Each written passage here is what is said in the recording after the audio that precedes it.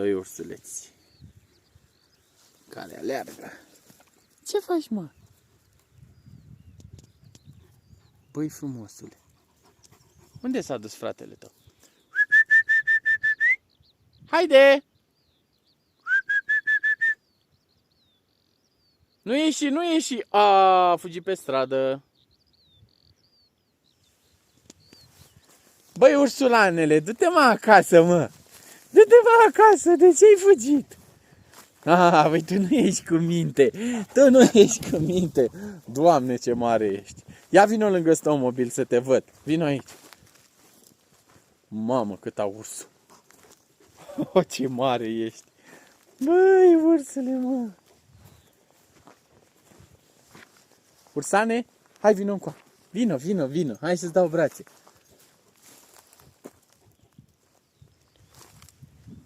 Da, ursuleții au evadat. Tu nu ai curaj? Haide, vino și tu. Haide și tu. Tu ești mai fricos? De ce ești fricos? Mă, ce faci tu? Ce-ți teamă? De ce? Unde a fugit Rămărin? Unde ești, mă? Ursule? Haide, vino, haide. Ce faci acolo?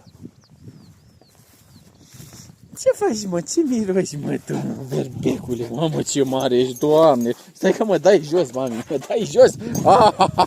Bă, mă dai jos! Doamne, cât a ursul! Ești foarte mare, bravo! Ești un urs mare! Nu păpagul noi, nu păpagul noi. Du-te acăsică la tine. Hai, uite, e gunoi, ia să vedem. Asta e de la mine de mașină. Hai, fugi la tine acasă. Hai, du-te la tine, că ești mare. Ce țeastă mare. Nu. Ia, mai filmăm. Stai, au. Te-am prins. Ia, ce berbeci ești, ce mare ești. Un urs mare. Un urs polar. Un urs polar de Bucegi. Hai.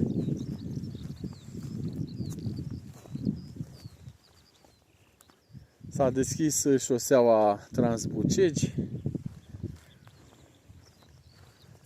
Da, fără prea multă descriere. Cred că se merge până în barieră. N-am fost deocamdată până acolo. N-am pentru ce m-am oprit la ursulețe aici.